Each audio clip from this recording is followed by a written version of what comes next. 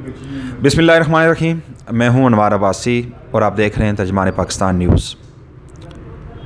नाज़रीन, आज एक और इंतहाई अफसोसनाक वाक़े पर मैं रोशनी डालूँगा और ये एक और केस है, ये टेस्ट केस है हम सब के लिए, बिलखुसूस एहलियान तहसील लोरा के लिए। नौजवान शहाब जिसका तल्लुक़ कोटली डन्ना यूसी गुरीनी से था, 4 माह कबल कोटली सतिया में कत्ल हुआ।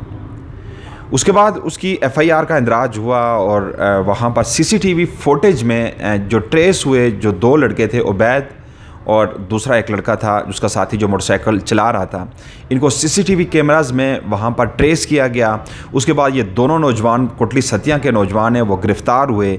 उन्होंने पुलिस के सामने बयान दिए। वहाँ पर गवाहान मौजूद थे जिन्होंने डेड बॉडी देखी और उसके बाद जो नौजवान गिरफ़्तार हुए थे उन्होंने इस चीज़ को इंडोर्स किया। एक ने बताया, जो राइड कर रहा था मोटरसाइकिल, उसने बताया कि जो उबैद नामी शख्स है, वो शाज़ेब नामी शख्स जो है वो दोस्त था शहाब का।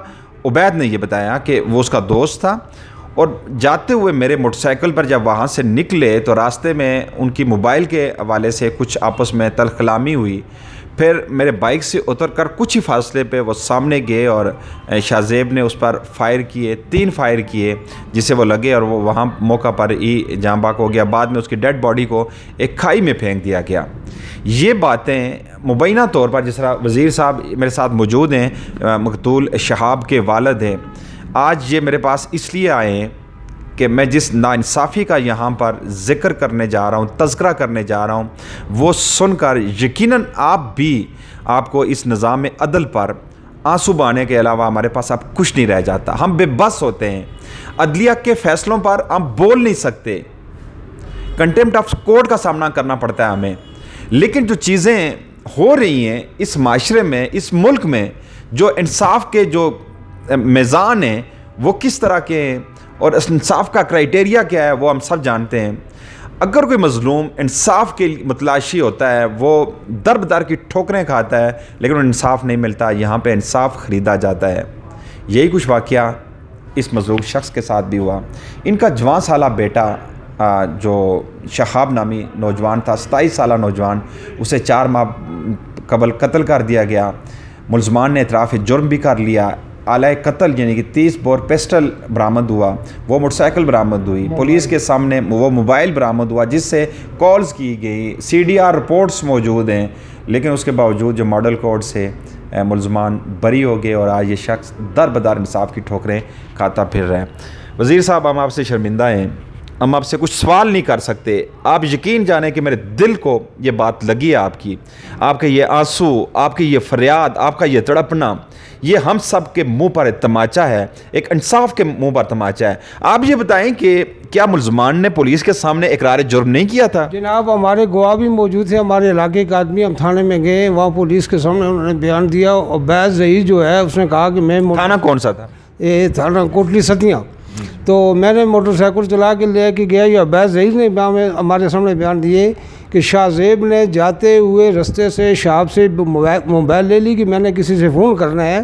फिर वहाँ जाके गैराबाद जगह पर ये दोनों मोबाइल के मसले पर आपस में कह रहे कि मुझे वापस दो। उसने कहा मैं नहीं दूंगा। इस पर तू तकरार के बाद उसने एक का कत्ल किया। कत्ल करने के बाद वो लड़का कह रहा है कि ये उबैद ने बताया कि मेरे सामने कत्ल किया शेरों ने। जी, इसने शाहजेब ने कत्ल किया। और फिर हम वापस आ गए और उसके बाद उसने ये जिसने कत्ल किया शाहजेब ने, उसी की मोबाइल पर किसी को फ़ोन किया है कि मैंने ये काम कर दिया है। मतलब मकतूल शहाब के मोबाइल से शाहजेब ने किसी को कत्ल का बताया कि मैंने कत्ल कर दिया, मैंने कत्ल कर दिया जी। अच्छा जी। अब उसके बाद रिपोर्ट दर्ज हुई है पुलिस की, सारा कुछ जो हमारे सामने गवाह थे वो भी ज़ाया चले गए। जो पुलिस से जो पिस्तौल बरामद हुआ, खून आलूदा कपड़े मौके पे गए और मोबाइल जो है मैंने ख़ुद उसे अपने बेटे की पहचानी है, पुलिस ने दी कि ये इन मुलज़िमों से बरामद की है ना, तो मैंने ख़ुद पहचानी है कि ये मोबाइल मेरे बेटे की है। उसके बाद मोबाइल कॉल तकरीबन 20 सफ़ा। अच्छा, आपने वो मोबाइल भी पहचान लिया जो मुलज़मान से बरामद हुआ? जी हाँ, वो मेरे बेटे की थी जो मुलज़मान से बरामद हुआ वो पुलिस।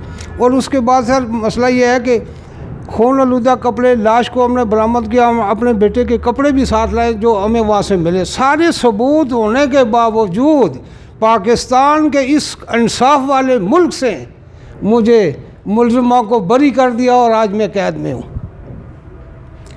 हम क्या कह सकते हैं इस पे? ये आपके कानून की मेहरबानी। मेरे बेटे का एक कातिल था, खुदा की कसम मुझे कुछ अफसोस नहीं था। आज आपने मेरे ख़ानदान और मेरी पूरी बरादरी को कत्ल किया आपके कानून ने। मैं पूछता हूँ वहाँ से मेरे बेटे का कातिल कौन है?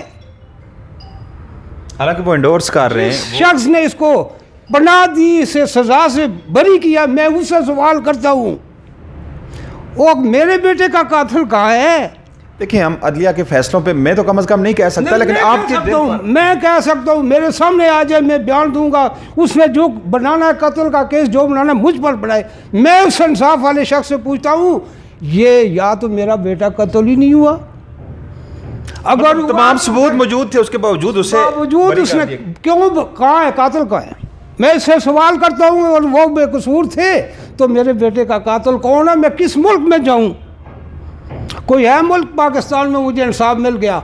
और मेरे साथ इसमें चलने, मेरा 15 लाख से ज़्यादा खर्चा मैं इन लोगों से कर्ज लेकर। पुलिस ने भी पैसे लिए? जी, पुलिस ने पैसे लिए, तफ्तीशी अफसर ने पैसे लिए, शख्स है कि जो पैसे तफ्तीशियों ने लिए पैसे, वकील की बारी फीसें दी, गाड़ियाँ जो जी वकील की बारी 2.5 लाख लेकर मेरे बच्चे के कातिल को बरी करा दिया। ये ऐसे वकील साहब यारे 2.5 लाख, जिसको केस का ही नहीं पता। 2.5 लाख रुपए आपने वकील की फीस दी। वकील साहब को पुलिस को कितने पैसे दिए? पुलिस को तकरीबन जो है नगद हमने 1.5 लाख से ज्यादा दिए। किसको दिए? ये अपने तफ्तीशियों को दिए। जफर इकबाल और दूसरा क्या नाम है जी उसका, नियाजी साहब हैं, कोई एक और दो। SI जफर इकबाल को और आपने जो न्याजी है उसको आपने 1.5 लाख से ज्यादा पैसे दिए। हालांकि आप मजलूम में, आपका बेटा कत्ल हुआ था, उसने प्रोसिक्यूशन के एवज आपसे पैसे लिए जी। उसके बाद उन्होंने एक दफ़ा फिर पैसे लिए कि ये पटवारी ने बना, उससे 30,000 रुपया वो मांग रहा है। पटवारी जो जाके मौके पर वो बनाएगा, वो रिपोर्ट बनाएगा 30,000 बताएगा, उसका 30,000 रुपया उन्होंने तलब किया पोस्टमार्टम रिपोर्ट जो एग्जामिन्स कराने के लिए। जी हाँ, बिल्कुल। पता नहीं जान कोई अपना किसे। अब मैं ये सारे पूछता हूँ कि मेरा बेटा कत्ल हो गया। मतलब एक तो आपका बेटा कत्ल हुआ, ऊपर से आपके 15 लाख रुपए आपके खर्चा भी हो गया इस केस पर, और फिर भी मुलजमान बरी हो गए। मुलजमान बाइज्जत बरी हो गए और हम बेगैरत हो गए इस मुल्क में। मेरी गलती हो गई है, मैंने गलती की कि मैंने पुलिस को रिपोर्ट दी। मैं पूरी दुनिया के मुसलमान मजलूमा से सिफारिश करूँगा, अर्ज़ करूँगा, खुदा वास्ता तुम्हारा बाप जाए, तुम्हारा बेटा मरे, तुम्हारी औरतों के साथ जुल्म हो, थाने और कचहरियों की तरफ मत जाओ। इंसाफ नहीं मिलेगा इस मुल्क में। इस मुल्क में इंसाफ नहीं मिलेगा। अपना थाने जाएं, ना अदालतों पे इंसार करें कि यहाँ पर इंसाफ बिकता है। हमारे फ़ैसले, जो हमारा निज़ाम अदल है, ये यहाँ पर जो जाबर लोग हैं, जो जालिम लोग हैं, जो बाअसर लोग हैं, इनकी रखेल बन चुका है। आज ये मज़लूम शख्स अगर फरियाद कर रहा है, अगर रो रहा है, इस निज़ाम अदल को आज मुर्द इल्ज़ाम ठहरा रहा है, तो उसकी बड़ी वजह यह है कि इस शख्स के साथ ज़्यादती हुई है। इसका जवान साला बेटा कत्ल हुआ है। उसके बाद मुलजमान ने इकरार जुर्म कर लिया, आला कत्ल बरामद हुआ। पुलिस की इब्तदाई जो रिपोर्ट है उसमें जो उन्होंने बयानात दिए वो भी हैं, लेकिन इसके बावजूद मुझे समझ नहीं आ रही कि मुलजमान को बरी किस बुनियाद पर कर दिया गया। ये है निज़ाम अदल। वज़ीर आज़म इमरान खान साहब, ये है रियासत मदीना मॉडल रियासत, जिसकी आप कह रहे हैं, जिसका आप दावा कर रहे थे कि मदीना मॉडल रियासत बनाएंगे। क्या रियासत मदीना में इस तरह का अदल था? आज ये शख्स, ये मजलूम शख्स आज इंसाफ के लिए दर बदर की ठोकरें खा रहा है। आज ये शख्स रो रहा है, फरियाद कर रहा है, तो किससे फरियाद करें? हम आपकी आवाज़ बनेंगे, हर जगह आपकी फरियाद हम बुलंद करेंगे। हमारा जो फ़र्ज़ है हम अपना पूरा करेंगे। हर शख्स को, जो मुझे देख रहे हैं, सुन रहे हैं, हर शख्स एक हैशटैग बनाएं शाहजेब के लिए, justice for Shahzeb, justice for, sorry Shahzeb नहीं, लड़का क्या नाम है कत्ल जी, जो आपका मकतूल बेटा है शहाब, जस्टिस फॉर शहाब एक हैशटैग बनना चाहिए। मैं, जो लोग मुझे देख रहे हैं, सुन रहे हैं, उनसे मेरी गुजारिश है कि इस नाहक कत्ल के लिए आप आवाज़ बुलंद करें। यकीनन सोशल मीडिया पर जब आवाज़ बुलंद होती है तो उसका कुछ ना कुछ उसके असरात ज़रूर आते हैं। अब ये मज़लूम शख्स 15 लाख रुपए पहले केसेस पे लगा चुका है, अब इसे हाई कोर्ट में चैलेंज नहीं कर सकता। अब क्या करे? अब ये इंसाफ का मुतलाशी शख्स 4 माह तक इंसाफ के लिए दर बदर की ठोकरें खाने के बाद आज मायूस हो चुका है। आज इन्हें इंसाफ नहीं मिला, आज ये इंसाफ के लिए तरस गया। आज मायूस होकर अब इस शख्स ने, इसकी एक ही फरियाद है कि खुदारा आप पुलिस थाने में ना जाएं इंसाफ के लिए, या अदलिया में ना जाएं इंसाफ के लिए, क्योंकि यहाँ पे इंसाफ बिकता है। और जो लोग बाअसर लोग हैं, जो एलीट क्लास है, वो इंसाफ ख़रीदती है और इंसाफ इतने सस्ते में बिक जाता है। एक तरफ मज़लूम इंसाफ के लिए रुलता है, तो दूसरी तरफ जो जाबर ज़ालिम लोग हैं वो मुँह चढ़ा रहे होते हैं हम लोगों का इंसाफ का। और जिस तरह इंसाफ ख़रीदा जाता है, जिस तरह मज़ालिम डाए जाते हैं एक मज़लूम पर, उसकी वाज़ेह मिसाल ये शख्स मौजूद है।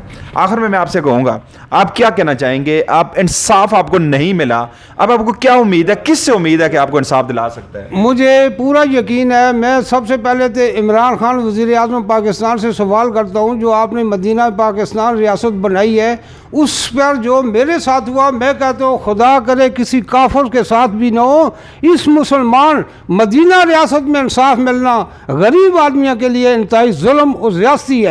और मैं पूरी कौम पाकिस्तान के मुसलमान उन भाइयों गरीबों से दरख्वास्त करता हूँ, खुदा रहा तुम्हारी बेटी जाए, तुम्हारी माँ मरे, तो मैं ये जालिम कत्ल कर दे थाने और कचहरी की तरफ मत जाओ, इंसाफ खुदा की कसम नहीं मिलेगा।